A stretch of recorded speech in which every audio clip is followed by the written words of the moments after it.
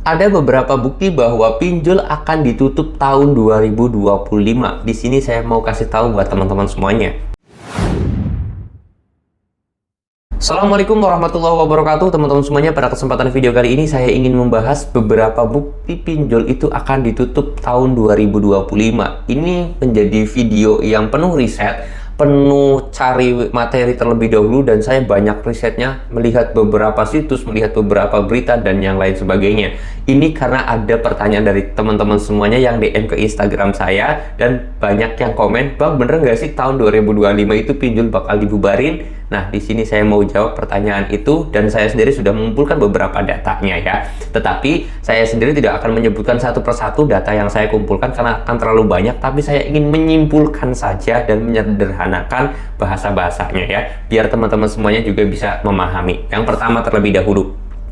Nah, benarkah saat tahun 2025 itu bakal banyak pinjol yang ditutup? Jawabannya bisa saja terjadi, teman-teman semuanya. Kenapa? Satu, ini hebat banget, jujur saya sendiri sangat bangga punya presiden seperti Pak Prabowo Subianto dan juga wakil presiden kita Gibran Rakabuming Raka. Itu pertama, sedang memberantas hal-hal yang merugikan masyarakat. Pertama, riset saya.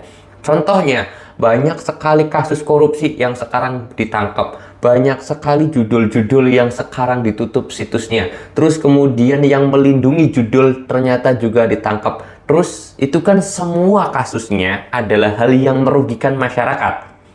Itu lagi diberantas semuanya. Termasuk pinjol juga itu akan diberantas karena pinjol salah satu kategori hal yang berdampak kepada masyarakat atau efek negatifnya diterima oleh masyarakat. Kayak judul kan, itu kan meresahkan masyarakat. Pinjol juga sama, meresahkan masyarakat. Bisa saja itu masuk. Bahkan dalam sidang DPR kemarin, itu ada yang mengatakan bahwa pinjol dan juga judul itu hampir sama, teman-teman semuanya. Karena di Kimia Farma sana, itu ternyata banyak yang melakukan pinjaman ke pinjol ternyata dibayarkan pakai uang negara. Nah, itu menjadi sebuah korupsi dari pinjol. Ini kan diberantas juga. Itu bukti pertama. Prabowo Subianto dan juga Gibran Rakabuming Raka itu sedang membasmi hal-hal yang merugikan masyarakat, termasuk salah satunya pinjol.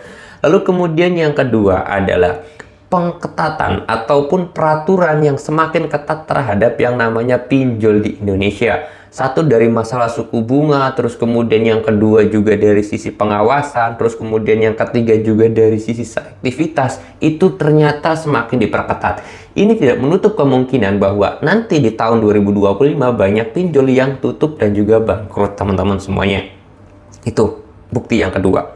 Contohnya apa aja, Bang? Ya banyak. Kayak contoh, legalitas usahanya harus beberapa miliar, terus kemudian penagihannya seperti apa, dan yang lain sebagainya itu banyak, teman-teman semuanya. Kalian boleh cari. Saya ingin teman-teman juga menjadi warga yang mau mencari sesuatunya. Kalian boleh googling kok, kalian boleh googling ya. Dari kasusnya Pak Prabowo menangkepin para koruptor, menangkepin pelindung judul, terus kemudian penangkapan masalah Kimia Farma itu ataupun apa sih apoteker itu yang melakukan pinjaman di pinjol, ternyata bayarnya pakai uang negara. Kalian boleh googling kalau misalkan kalian nggak percaya apa yang saya sampaikan, karena saya sendiri ingin mendidik teman-teman semuanya, atau saya ingin ngasih gambaran kepada teman-teman semuanya. Ayo jadi masyarakat yang cerdas, mau mencari beritanya itu dengan banyak.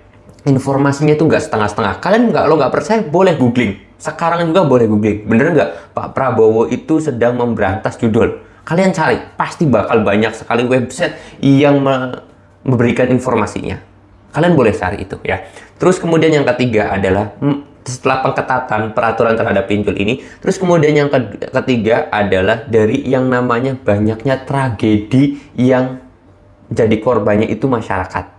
Ya, teman-teman, kayak kasus pembunuhan, pelecehan, dan yang lain sebagainya, pencurian terutama perampokan, itu berdasarkan dari pinjol, maaf.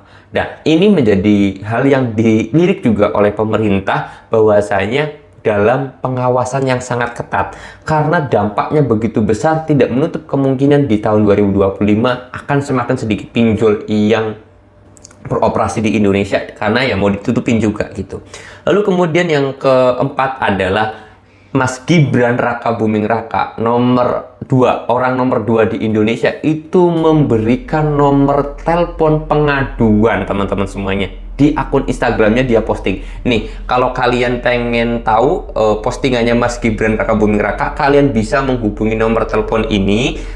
Kalau kalian itu punya keluhan ataupun kalian itu punya permasalahan di ranah pinjol, agar kalian juga bisa melaporkan langsung kepada wakil presiden kita Mas Gibran Raka Buming Raka terhadap yang namanya kasus pinjol ini, teman-teman ya, yang merugikan masyarakat, yang banyak sekali menelan korbannya. Ini menjadi bukti serius bahwa ke depan tahun 2025 ini mungkin saja akan banyak pinjol yang ditutup, teman-teman semuanya ya.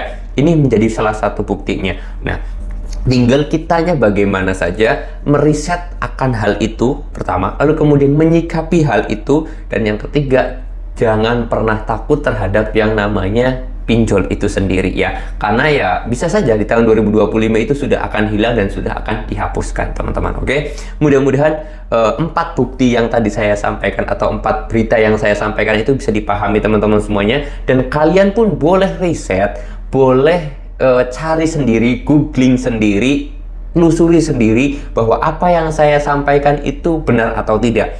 Kenapa kok saya menyuruh kalian seperti itu? Karena agar kalian juga bisa menjadi masyarakat yang cerdas juga, mau mencari banyak informasi, mau mencari banyak referensi, banyak mencari sumber-sumber data juga, biar kalian itu menjadi orang yang cerdas juga. Jangan kalian itu mudah percaya ada omongan A, kalian langsung percaya, padahal berita A itu adalah salah, gitu kan? Karena kalian nggak mau menelusuri, akhirnya ya kalian percaya aja bahwa itu benar, tapi nyatanya salah. Saya sendiri selalu bilang kepada teman-teman semuanya, silahkan googling apa yang saya sampaikan, silahkan kalian cari sendiri informasinya, cari sendiri datanya, kalau apa yang saya sampaikan itu salah ya. Karena setiap saya membuat video, saya juga pasti punya referensi, cari referensinya terlebih dahulu, cari skripnya terlebih dahulu, datanya bener apa enggak, valid atau tidak. Kalau valid ya saya bikin konten, kalau nggak valid ya nggak bakalan saya bikin konten. Seperti itu, teman-teman. Oke, mudah-mudahan video ini bisa bermanfaat. Kalau teman-teman suka dengan video ini, silahkan di like. Kalau nggak suka, silahkan di dislike aja, nggak jadi masalah. Saya mau dulu video ini dengan kata Assalamualaikum warahmatullahi wabarakatuh.